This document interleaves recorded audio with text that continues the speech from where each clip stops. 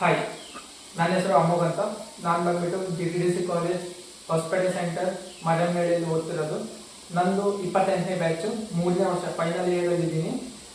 ಈ ಕಾಲೇಜ್ನ ನಾನು 2022ರಲ್ಲಿ 10th ಮುಗಿದ ಮೇಲೆ ಜಾಯ್ನ್ ಆಗಿದ್ದು.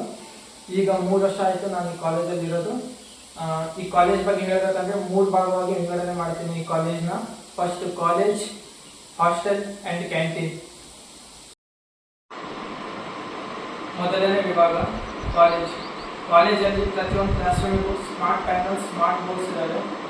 ಡ್ರಾಯಿಂಗ್ ಬಾಲ್ ಇದೆ, ಅಪ್ಲೈಡ್ ಸೈನ್ಸ್ ಲ್ಯಾಬ್ ಇದೆ, ಮೆಕ್ಯಾಟ್ರಾನಿಕ್ಸ್ ಲ್ಯಾಬ್ ಇದೆ, ಹೈಡ್ರಾಲಿಕ್ ನ್ಯೂಮ್ಯಾಟಿಕ್ಸ್ ಲ್ಯಾಬ್ ಇದೆ, ಆಮೇಲೆ CNC ಲ್ಯಾಬ್ ಇದೆ, ಎಲೆಕ್ಟ್ರಾನಿಕ್ ಲ್ಯಾಬ್ ಇದೆ. ಇದೇ ಥರ ಬೇರೆ ಬೇರೆ ಥರದ ಲ್ಯಾಬ್ಸ್ಗಳಿದ್ದಾವೆ. ವರ್ಕ್ಶಾಪ್ ಸಮೇತ ಇದೆ. ವರ್ಕ್ಶಾಪಲ್ಲಿ ಪ್ರತಿಯೊಂದು ಹುಡುಗರಿಗೂ ಅವ್ರದ್ದೇ ಆದಂಥ ಸ್ವಂತ ಮಷೀನಿಗೆ ನಿಲ್ಲಿಸ್ತಾರೆ, ಮಷೀನಲ್ಲಿ ಕೆಲಸ ಮಾಡಿಸ್ತಾರೆ. ಈ ಥರ ಮಾಡಿಸೋದ್ರಿಂದ ನಮಗೆ ಹುಡುಗರನ್ನ ಇಂಡಸ್ಟ್ರಿಗೆ ಪ್ರಿಪ್ರೇಷನ್ ಮಾಡ್ತಾರೆ. ಇಂಡಸ್ಟ್ರಿಯಲ್ಲಿ ಯಾವ ಥರ ಇರಬೇಕಂತ ಪ್ರಿಪ್ರೇಷನ್ ಮಾಡ್ತಾರೆ. ಕಾಲೇಜಲ್ಲಿ ಮೇನಾಗಿ ಡಿಸಿಪ್ಲಿನ್ನ ಕಲಿಸ್ಕೊಡ್ತಾರೆ, ಪಂಕ್ಚುಯಾಲಿಟಿನ ಕಲಿಸ್ಕೊಡ್ತಾರೆ. ಎರಡನೇ ವಿಭಾಗ ಹಾಸ್ಟೆಲಲ್ಲಿ ನಾನು ಕೂಡ 3 ವರ್ಷದಿಂದ ಇದ್ದೀನಿ. ಹಾಸ್ಟೆಲ್ ತುಂಬ ಕ್ಲೀನಾಗಿದೆ, ಎಲ್ಲ ಪ್ರತಿದಿನವೂ ಕ್ಲೀನ್ ಮಾಡ್ತಾರೆ. ಹಾಸ್ಟೆಲಲ್ಲಿ ಪ್ರತಿಯೊಂದು ರೂಮಿಗೂ ಅವ್ರದ್ದೇ ಆದಂಥ ರೂಮ್ ಕೊಡ್ತಾರೆ. ಒಂದು ರೂಮಲ್ಲಿ 4 ಜನ ಅಂತ ಮಾಡ್ತಾರೆ. ವಾಟರ್ ಫೆಸಿಲಿಟಿ ಎಲ್ಲ ಚೆನ್ನಾಗಿದೆ, ಎಲೆಕ್ಟ್ರಿಸಿಟಿ ಫೆಸಿಲಿಟಿ ಇದೆ. ಮೂರನೇ ವಿಭಾಗ ಕ್ಯಾಂಟೀನಲ್ಲಿ ಒಳ್ಳೆಯ ಊಟ ಸಿಗುತ್ತೆ. ಅಡುಗೆ ಭಟ್ರು ನೀಟಾಗಿ ಹೈಜೀನ್ ಮೇಂಟೈನ್ ಮಾಡ್ತಾರೆ, ಕ್ಲೀನಾಗಿ ಇರ್ತಾರೆ ಕ್ಯಾಂಟೀನ್ನ. ಆಮೇಲೆ ಕಾಲಕ್ಕೆ ತಕ್ಕಂತೆ ಮೆನುನ ಚೇಂಜ್ ಮಾಡ್ತಾರೆ. ಅದನ್ನು ಸ್ಟೂಡೆಂಟ್ಸಿಗೆ ಕೇಳಿ ಚೇಂಜ್ ಮಾಡ್ತಾರೆ, ಯಾವ ಥರ ಫುಡ್ ಇರಬೇಕು, ಯಾವ ಥರ ಇರಬಾರ್ದು ಅಂತೇಳಿ.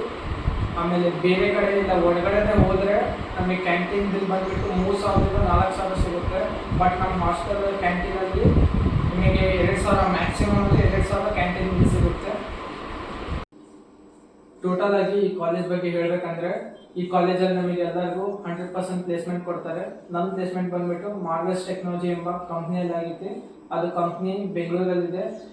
ನಮಗೆ ಪರ್ ಮಂತ್ 15,100 ಸ್ಟೈಫಂಡ್ ಕೊಡ್ತಾರೆ ನನಗೆ ಕಂಪ್ನಿಯಲ್ಲಿ.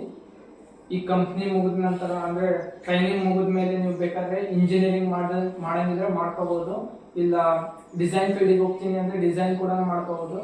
ಇಂಜಿನಿಯರಿಂಗಲ್ಲಿ ಪರ್ಟಿಕ್ಯುಲರ್ ಆಗಿ ಮೆಕ್ಯಾನಿಕಲಿಗೆ ಹೋಗ್ಬೇಕಂತ ಏನು ರೂಲ್ಸ್ ಇಲ್ಲ. ನೀವು ಬೇಕಾದ್ರೆ ಸಾಫ್ಟ್ವೇರಿಗೆ ಜಂಪ್ ಆಗಿದ್ರೆ ಜಂಪ್ ಆಗ್ಬೋದು, ಬೇಕಾದ್ರೆ ಆರ್ಕಿಟೆಕ್ಚರ್ ಅದೇ ಥರ ಬೇರೆ ಬೇರೆ ಎಲ್ಲ ಥರದಕ್ಕೂ ಜಂಪ್ ಆಗ್ಬೋದು ಇಂಜಿನಿಯರಿಂಗಲ್ಲಿ ನೀವು.